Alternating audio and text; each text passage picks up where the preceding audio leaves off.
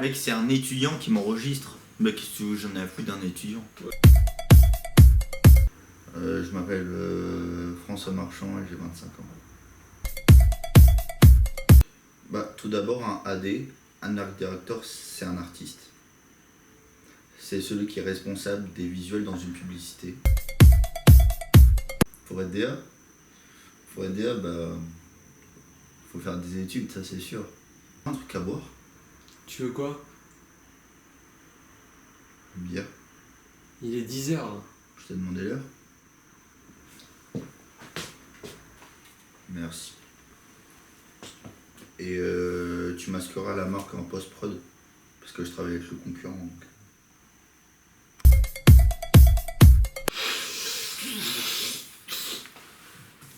La pub, c'est un boulot stressant. Bien sûr que c'est stressant. Mais être un boulanger aussi, c'est stressant. Tu te lèves à 5h du mat. Mais la pub, c'est un boulot à plein temps. La pub, c'est une passion. C'est la passion du Christ. Tu te sacrifies aux autres. Tu leur donnes du bien-être. Moi, je suis le petit lutin du Père Noël du bien-être. Bien sûr, toute la journée, je suis sous Xanax, Ritaline. Ouais. Bah ouais. J'aime beaucoup les anciennes publicités, comme Conquérant, la pub Conquérant avec Crayon Noir, Mbala. Monsieur Désiré Mbala, Crayon Noir, nous parle du cahier Super Conquérant. Super Conquérant, il est super. C'est un sacré rigolo, lui.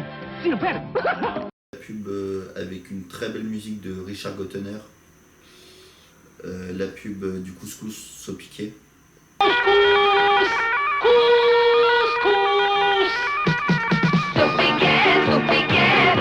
la viande, aux légumes, au poulet. Bah, les social networks, c'est devenu une nouvelle voie dans la publicité qui est très intéressante. C'est le fait de pouvoir communiquer une information au plus grand nombre. Allô? Ouais, Marc? Non, tu ne me déranges pas, t'inquiète. Ouais. Oui, bah tu briefes le stagiaire sur le feedback client qu'on a reçu. Ouais. Ouais, bah non, demain je suis pas à l'agence. Donc tu te démerdes. Ouais, non, je suis pas là. Je suis sur le tournage. Ouais. Non, il sont à Madagascar du coup. Ouais. Ouais, avec Charlie, ouais. Non. Ok. Bon, bah, tu te démerdes avec Carole au pire. Et moi, je reviens dans 10 jours. Donc, on verra ça plus tard. Ok. Salut. Tu disais, du coup Propaganda de Bernays, qui est un très bon livre pour apprendre la sociologie, la publicité, des trucs comme ça.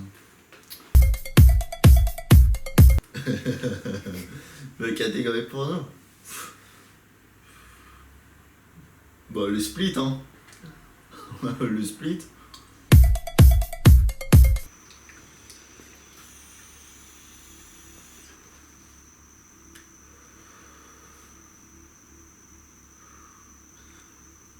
Un monde de merde. Salut, je m'appelle Christian Chavez.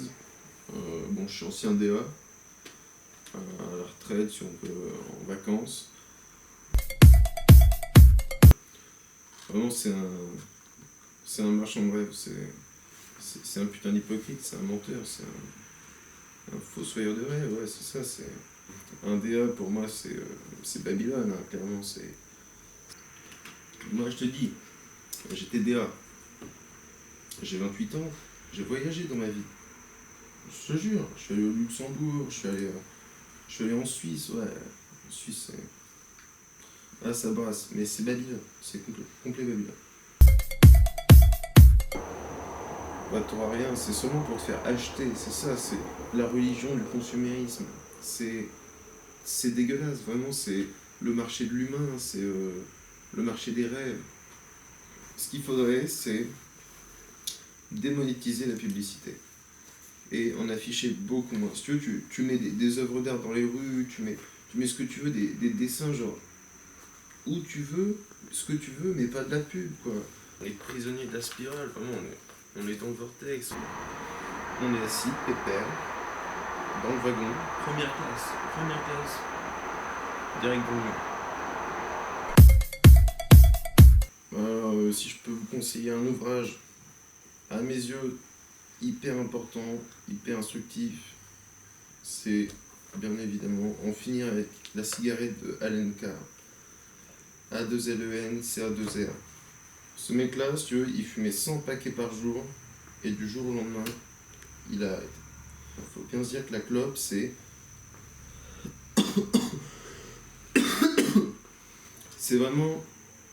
c'est une putain d'usine Afrique. Sur ta santé, ils se font de la maille. C'est vraiment dégueulasse. Et avec ce bouquin, je te jure, tu lis le bouquin, t'arrêtes de fumer. Bon, moi j'ai arrêté 3 mois. Moi je l'ai pas fini aussi. Mais bon, enfin, je pense être un cas particulier, tu vois, une petite fleur d'échange. Trio, un groupe monumental, La Rue Quétani. Mais ça, tu vois, ça c'est de la musique qui fait vivre. T'écoutes ça, t'es bien, tu vois. Alors que t'écoutes des trucs genre de l'électro, du rap, tout ça, c'est de la pub. Tu regardes ça, t'as l'impression de voir une émission de télé. Alors, il n'y a rien de pire que la télé. Hein. Bon, je vais pas partir là-dessus, sinon on pourrait en passer des heures. Les enfants de la télé, oh putain, cette merde, on n'est pas couché. Mais c'est ridicule, c'est vraiment, mais c'est de la réclame, mais de bas niveau. Et c'est Victor Hugo qui disait, justement, pour revenir à la contestation, c'est rien n'est plus puissant qu'une idée dont l'heure est venue. Et ça, je te jure que ça fait réfléchir. Même moi, je suis pas sûr d'avoir compris toute la phrase à l'heure actuelle. Ça fait longtemps que je la connais, hein, ça va faire 3 semaines. Mais vraiment, c'est puissant. Victor Hugo, député du peuple. C'est ça qu'il nous faudrait. Bien sûr, je suis non-binaire. Le mouvement LGBTQ+, ouais, ben, ça c'est vraiment, c'est un mouvement, mais qui vient du cœur, tu vois, ça c'est anti-Babylone, vraiment, mais à fond. Ça, si tu veux, les PD, les travelots, ils ont le droit de se balader comme ils veulent, si tu veux, bon, je suis pas à dire que moi je vais mettre une perruque demain et je vais me couper la bite, mais je veux dire, ils font ce qu'ils veulent. Tu sais, avec moi, il n'y a jamais de fin, donc si tu viens travailler avec mes équipes, mais emmène-moi des nanas, emmène-moi des meufs.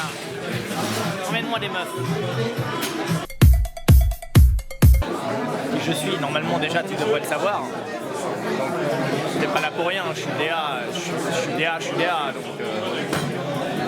viens me chercher à Odéon, on est en train de prendre un verre, normalement tu sais qui je suis, mais j'aime pas trop parler de moi, même si bon,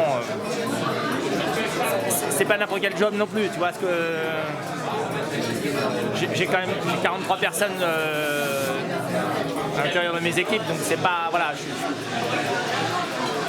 suis pas arrivé comme ça en disant que j'ai monté ma boîte, j'ai mis 14 ans, c'est pas fait comme ça, donc je suis pas n'importe qui. Donc tu me dis qui es-tu, je n'ai pas envie de répondre. Tu vois, je peux te donner mon nom mais tu le connais, je peux te donner mon prénom mais tu le connais, je peux te donner mon CV mais tu l'as, enfin je veux dire, tu as tout, donc enfin quelque part tu te débrouilles, tu vois ce que je veux dire. Moi je suis arrivé à Paris parce que je travaille que sur Paris, hein. Je fais que l'Île-de-France et encore je suis vraiment très intramuros. Je vais que là où il y a de l'argent, je vais que dans les beaux quartiers, je récupère que les gros budgets, donc si tu veux, voilà, je suis dans une certaine sphère, tu comprends? C'est pour ça, là t'arrives, tu me demandes qui je suis un peu normalement, les gens viennent me voir, savent déjà, mais bon, je t'en veux pas, t'es étudiant. Stagiaire, c'est ton problème, mais nous on est des créatifs. Donc nous, on est payé pour avoir des idées. Ça coûte cher. C'est pour ça que je paye mes équipes. Je les paye pour avoir des idées. Donc c'est un slogan, c'est un logo, c'est une couleur, c'est une matière, tu vois, c'est un relief, c'est une caresse. Tu vois ce que je veux dire? Tu peux me payer tu vois, pour trouver une forme de caresse. Moi, je suis dans la com, mais je peux te faire une coupe de cheveux, tu vois. C'est ça l'idée. Je peux te faire une sculpture, alors que c'est pas du tout mon métier. C'est ça aussi le truc que je te vends. C'est un truc que même moi, je ne sais pas faire. C'est ça aussi la force. Moi, j'adore vendre des trucs que je sais pas faire. J'adore ça. Parce que, tu vois, après, je vois le ratio de ce que j'ai rapporté par rapport à ma compétence. C'est-à-dire que j'avais pas de compétence et j'ai récupéré le chèque. Et ça, c'est fantastique. Je te cache pas qu'il faut avoir une certaine intelligence, une certaine acuité intellectuelle pour comprendre aussi les demandes de ton client. Parce que ton client, c'est pas n'importe qui. Il faut que tu captes son cahier des charges, tu vois, il faut que tu le lises entre les lignes. Ton client, il va te dire j'ai 35 000 euros, mais toi, évidemment, tu ne veux pas travailler pour 35 000 euros, c'est évident.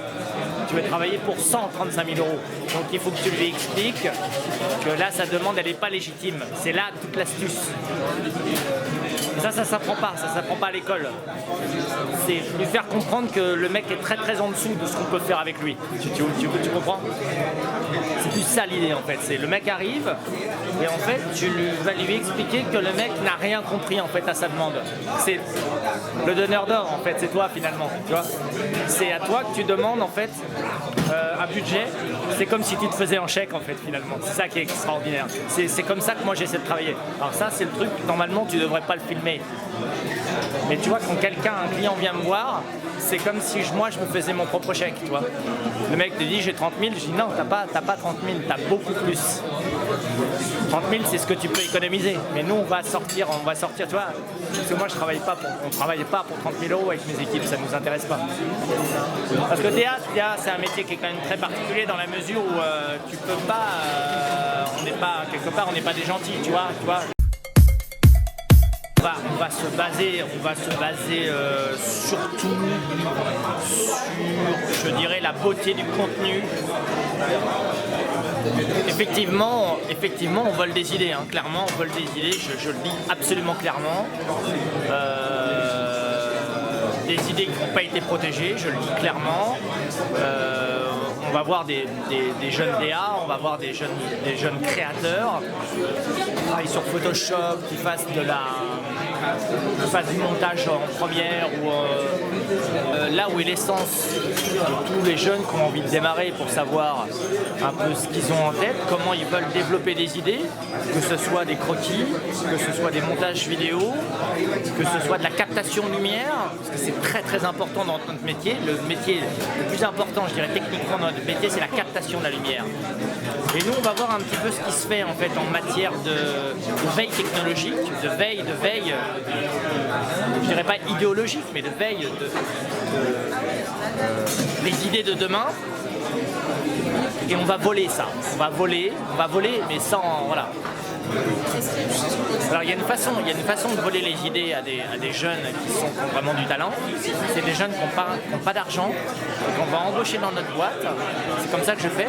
Donc légalement j'ai le droit parce que la personne en fait, je l'intègre, elle a des idées, je la paye et je lui vole toutes ses anciennes idées depuis qu'elle a l'âge de 16, 17, 18 ans.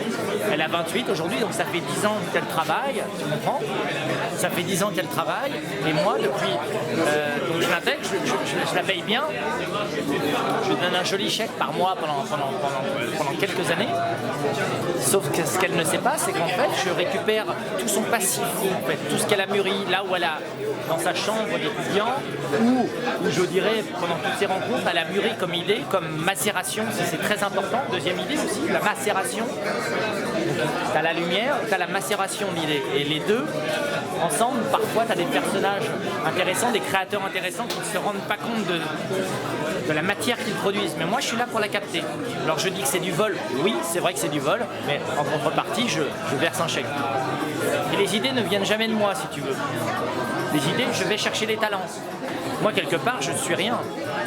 Je suis un catalyseur.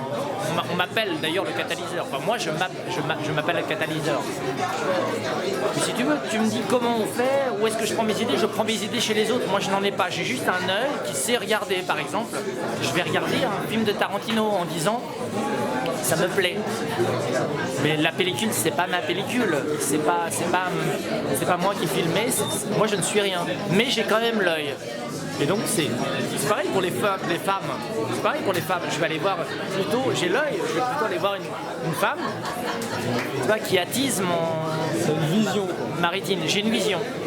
Et en général, je peux te dire que quand je la mets dans mon lit, je me suis pas trompé. Tu vois, c'est marrant parce que une fois qu'elle est dans mon lit, je me rends compte que finalement, je me suis pas gouré, tu vois. Ça veut dire que quelque part, ma vision était bonne. Et donc, tout ça, c'est aller capter l'intelligence chez les autres. J'en ai pas, moi je m'en fiche. Et l'idée, c'est ça. Donc, la technique, je vais la chercher chez les autres. J'ai jamais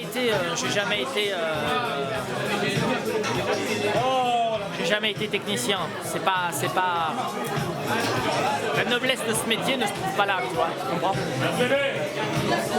Faudrait pas mélanger les. Chacun a sa place et on s'en contente. Alors moi, c'est vrai que je sais dessiner, je sais bien dessiner. Et je te remercie de me l'avoir fait remarquer parce qu'en général, j'aime qu'on me parle de moi, mais en général, c'est vrai que cette qualité que j'ai de croquer quelqu'un, enfin pas croquer, tu comprends pas le manger, de croquer quelqu'un, de dessiner, c'est une force que j'ai. Gauthier, Jean-Paul Gaultier. L'homosexuel Gauthier a ce talent de croquer aussi les silhouettes. Et c'est ce qui m'a permis, moi, de rentrer dans ce métier. Donc, évidemment, je sais très, très, très bien dessiner. Et donc, évidemment, je vois une forme, je vois une architecture, je vois un personnage, je te le positionne sur le papier. Et donc, c'est comme ça que j'ai vendu mes premiers contrats aux clients. À mes premiers clients, c'est comme ça que j'ai vendu mes premiers contrats. Parce que je lui faisais imaginer le personnage, l'ambiance dans laquelle j'allais l'emmener si je lui faisais un film ou si je lui faisais une affiche ou si je l'emmenais dans une musique, parce qu'on a également vendu de la musique, on a vendu des musiques également. Enfin, on vend aussi des ambiances, c'est ça aussi la créa. Tu me demandes en fait quelque chose de statique, tu me demandes une affiche et je te dis non, moi je te vends du son. Et c'est à toi de te débrouiller, de savoir comment le vendre. C'est aussi ça le truc. C'est qu'on est là aussi pour faire du conseil. C'est que tu penses que tu veux un film et moi je vais te livrer une affiche. Tu vois ? Tu penses que tu veux une affiche mais moi je vais te livrer une musique de film. Alors tu fais pas de film. C'est aussi ça ma force. C'est d'inverser aussi ta demande. Parce que c'est... T'as une idée mais finalement t'as pas d'idée en fait. Le créatif c'est moi, faut jamais l'oublier. Et c'est pour ça que je facture très cher. Je ne me coupe jamais quand je parle. C'est pour ça que je facture très très cher. Où est-ce que je vais chercher? Comment je vais chercher? Ça ne me regarde pas. Reprendre mes esquisses, il n'y a jamais besoin de rephotoshoper. Jamais besoin. Quand il s'agit de prendre en fait reprendre des dessins de mes équipes, c'est pareil, on ne repasse pas derrière. Mais quand il s'agit de prendre des photos, effectivement, dans des photos studio, des photos de modèles, des photos de commandes, on rephotoshop à mort parce que en fait les gens sont laids, les gens sont très laids. Et le client est con, mais le client veut du beau. Donc on rephotoshop pour avoir du beau. Mais c'est un peu la médiocrité de la vie, c'est qu'il faut absolument embellir la demande client. Et effectivement, la plupart des modèles sont quand même très très très laids. On les paye cher, elles sont pas belles. Et donc, effectivement, on est obligé de faire un bonus, on n'a pas de choix. Non, pas du tout. Jamais stressé.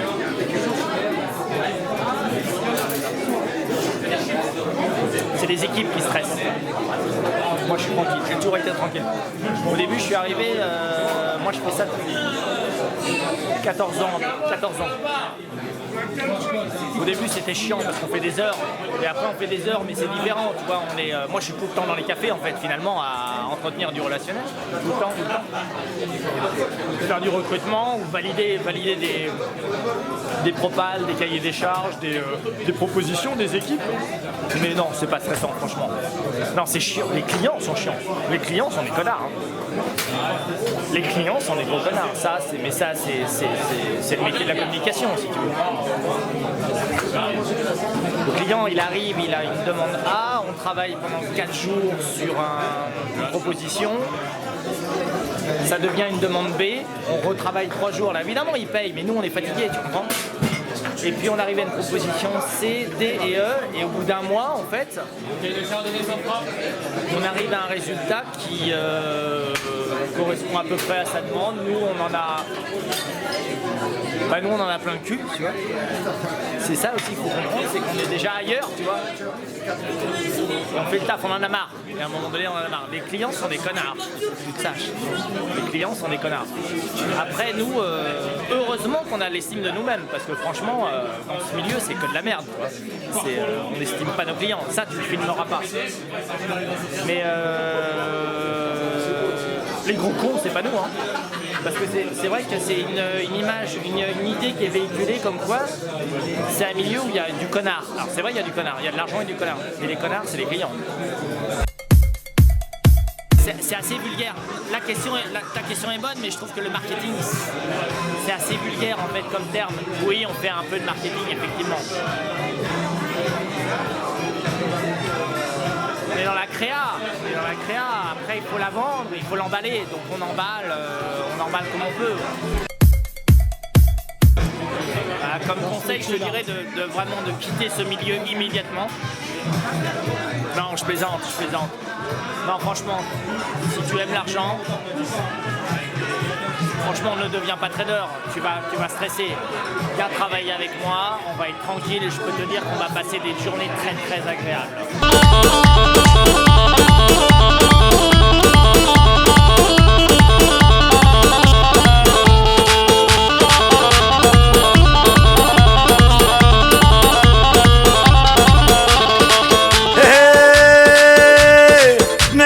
يا بنية انت اكبر حرامية يا بنية واليا بنية انت اكبر حرامية بكتي قلبي قدامي